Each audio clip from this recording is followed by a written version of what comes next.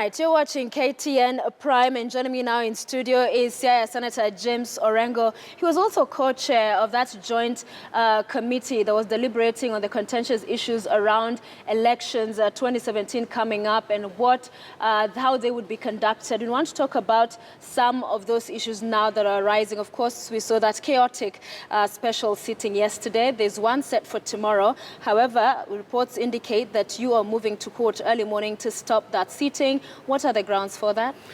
Well, we were in court this evening, quite late. Okay. And the grounds, of course, for that challenge in court is that the Speaker has not convened the special sitting in accordance with the Constitution and the standing orders. And we are able to convince the court that there is a prima facie case for the court to consider tomorrow morning. All right. And the fact that we're meeting in the morning shows that, the court may make a decision which will have an impact on what is going on. On what is going on. Yeah.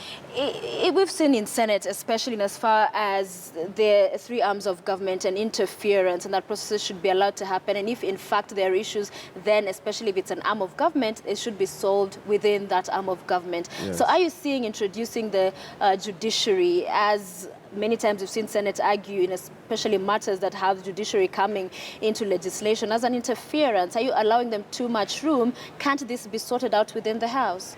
Yeah, Is it a procedural issue? It is possible if there's a spirit of bipartisanship. Okay. You know, in the old days, when I was in Parliament, there were issues that arose, and you had this kind of activity in Parliament, even in the presence of the President, President Moi. Went through that kind of problem many times. But when reason prevailed, people were able to sit, like in the IPPG process, people were able to sit and resolve.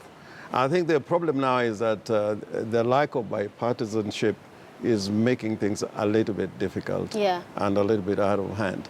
But the important point is that we are a constitutional democracy, so each arm of government can do their bit, but they must do it in accordance with the Constitution. In accordance with the law. Yes. So if you prevail, so perhaps this sitting, then the Speaker will go back or Jubilee and regroup, and another sitting will be called. So let's talk about the issues at hand. Yes. And one of the key ones is, you argue technology, as the law currently stipulates, should be how the elections are conducted next year. However, some would wonder, what is your fundamental issue with having a backup plan? Isn't that wisdom? No, a backup plan, you can have a backup plan which is technology-based. Okay. Yeah, for example, if you have a big building like this, if power fails, you don't look for candles. You have a standby generator. And we are saying, if you look at the regulations, actually, it talks about a backup, not just for the election, but even keeping the records after the elections. So there is solutions out there where you can have a backup solution, which is technology-based. Now, mixing the two processes, we have seen it doesn't work. In the last election in 2013, manual, voting and manual transmission of results was the basic electoral process, not electronic. But, the electronic process was complementary, but it was designed to fail. And once it was designed to fail and it failed, the manual process didn't work. We've had this majority leader in the National Assembly, Aden Duale, say that a presentation was made by the IEBC and the Communication Authority saying over 25% of Kenya and over 2,000 sub-locations don't have the requisite network for transmission. You basically have 80% of the country that's covered, 20% that's not. So if backup is still technology-based and you have 20% of Kenyans that do not have that technology, are you not disenfranchising them? First of all, for identification of voters, you don't really need backup because they're handheld devices. Right. And those one, you need just a battery. And, the lifespan for those batteries, if you get the right devices, they're more than 48 hours. Now, what Duale is talking about is completely wrong.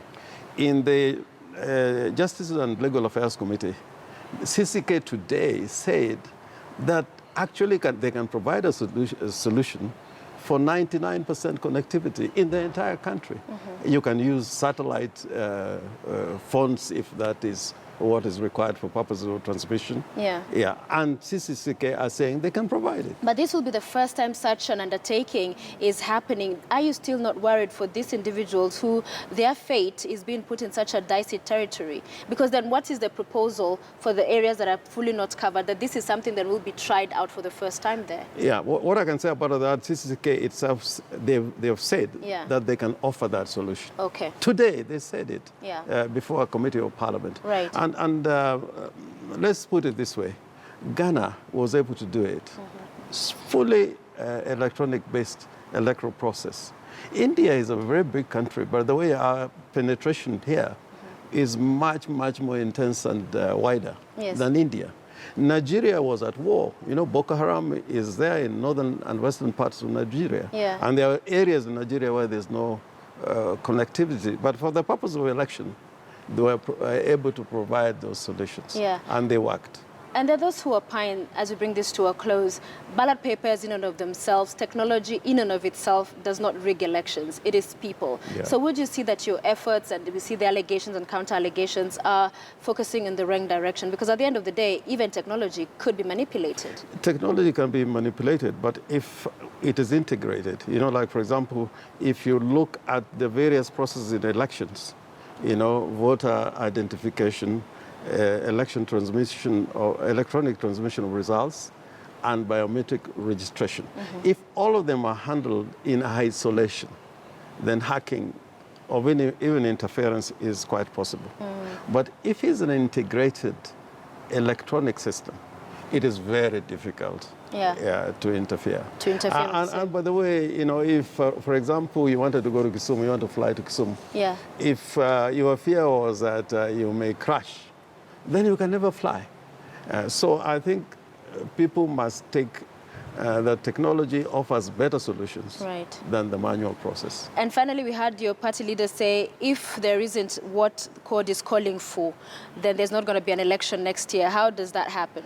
How do you ensure it doesn't happen? Well, we are not saying there's going to be a boycott. We are saying an election should be held which is free and fair. And if we cannot attain that threshold, then the elections will be a sham. It will be nonsense holding an election, which we know are not going to be free and fair. Senator, thank you for making time for KTN Prime. I also thank you. Much appreciated. Thank you. All right.